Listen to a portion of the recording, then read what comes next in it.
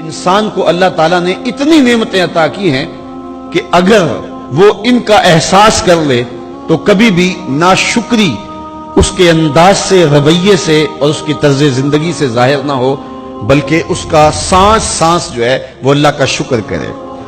میں کئی دفعہ یہ بات بتا چکا ہوں، میرا ایک ملنے والا ہے، پیر بھائی ہے، تو اس کو مسئلہ کیا ہے کہ یہ جو منہ میں لعاب آتا ہے اس کی مقدار کم ہے۔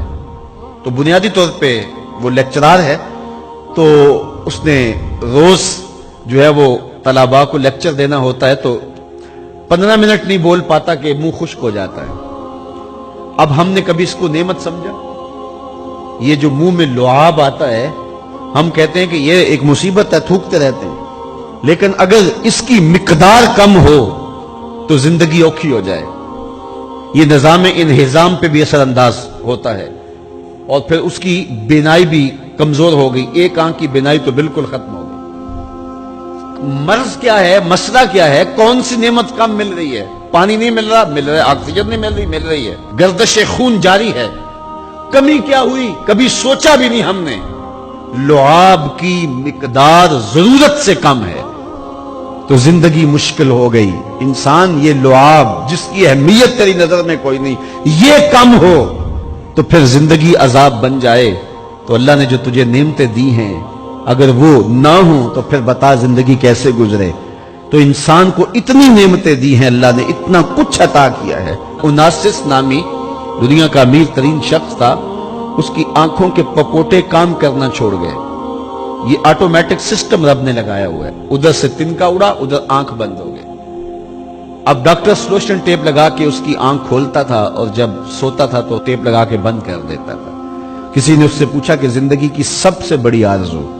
کہا کاش اپنی آنکھیں اپنی مرضی سے کھول سکوں۔ کہا اس کے لیے کوئی قیمت پیسے دینے پڑے تو کتنے دے گا؟ کہا ساری دولت لگا دوں گا۔ کبھی ہم میں یہ احساس ہوا؟ بہت سارے لوگوں کو آج پتا چلا ہوگا یہ بھی ایک سسٹم ہے، ایسا ہے، رب نے قدرتی لگایا ہوا ہے، اس کا کوئی بل نہیں کبھی آیا۔ آپ 3 مہینے بل نہ دے تو وابڈا والے میٹر کاٹ دیتے ہیں کہ نہیں؟ بجلی کاٹ دیتے ہیں، سوئی گیس والے کنیکشن کاٹ دیتے ہیں، لیکن ساری زندگی رب کو سجدہ نہ کرو۔ اس نے کبھی سورج کو نہیں کہا کہ اس نافرمان کے گھر تیری روشنی نہیں جانی چاہیے۔ اس نے کبھی چاند کو نہیں کہا کہ تیری چاندنی اس کے آنگن میں نہیں جانی چاہیے۔ جس طرح با یزید کے گھر میں سورج کی کرنیں جاتی ہیں، اس نافرمان کے گھر میں بھی ایسے ہی جاتی ہیں۔ تو انسان کو اللہ نے بڑا کچھ دیا، لیکن یہ اس کے باوجود ناسپاس ہے، ناشکر گزار ہے۔ تو کہا اس کے لیے کوئی اس کو خارج سے دلیلیں نہیں چاہیے۔ انسان اگر اپنے پہ غور کرے تو انسان کے اندر ہی سب کچھ ہے۔ میں کہاں کھڑا ہوں مجھے پتا ہے، آپ کہاں کھڑے ہیں آپ کو پتا ہے۔ آج وقت ہے اپنا رب سے جوڑ لیں۔ اس کی رحمتوں کے دروازے کھلے ہوئے، اس کی کرم نوازیوں کا می برس رہا ہے۔ وہ ایک فقیر تھا، وہ بازار میں کھڑا رو رہا تھا۔ کسی نے رک کے پوچھا، کہا بابا کیوں رو رہے ہو، کیا ہوا ہے تمہیں؟ کسی نے مارا ہے، تنگ کیا ہے، بھوک کی شدت ہے، کیا ماجرا ہے؟ کہا نہ بابا یہ میرے مسئلے نہیں ہیں۔ کہا پھر کیوں کھڑے ہو؟ وہ مجذوب تھا، کہنے لگا میرا پروگرام بنا کے بندوں کی اور رب کی صلح کروا دو۔ تو کہا پھر کیا ہوا؟ کہا وہ تو مانتے ہیں، یہ نہیں مانتے۔ وہ تو کہتا ہے لے آئے نے میری دہلیز پہ، ایک آنسو سے سارے گناہ معاف کر دوں، لیکن یہ میری سنتے ہی نہیں ہے۔ ایسا پیار ہو گیا دنیا سے، میری بات ہی نہیں سمجھتے۔ میں انہیں سمجھاتا ہوں، آگے سے مجھے پتھر مارتے ہیں۔ میں ان کی خیر کے لیے ان کو کہانی سنا رہا ہوں، میاں یہ دنیا عارضی ہے، لیکن یہ مجھے گھور گھور کے دیکھتے ہیں۔ مجھے ان کی عقل پہ رونا آ رہا ہے۔ وہ کہتا ہے لے آ میری چوکھٹ پہ، ابھی معاف کر دوں گا، ایک آنسو سے سارے گناہ دھو ڈالوں گا، سمندر کی جھاگ کے برابر بھی گناہ ہیں تو مٹا ڈالوں گا، لیکن یہ سمجھتے نہیں ہیں۔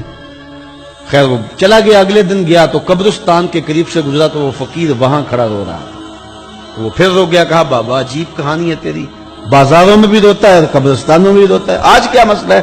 کہا آج بھی میرا کل والا ہی مسئلہ ہے۔ کہا آج کیا مسئلہ ہے؟ کہا آج میں ادھر آیا تھا کہ ان کی اور رب کی صلح کروا دوں۔ تو کہا آج پھر کیا بنا؟ کہا آج یہ مانتے ہیں وہ نہیں مانتا، تو قبل اس سے کہ وہ وقت آئے کہ پھر وہ نہ مانے، آج لے ان کی پناہ، آج مدد مانگ ان سے، کل قیامت کو نہ مانیں گے اگر مان گیا۔ تو یہ تھوڑا وقت ہے زندگی کا، اس زندگی کو غنیمت سمجھیں۔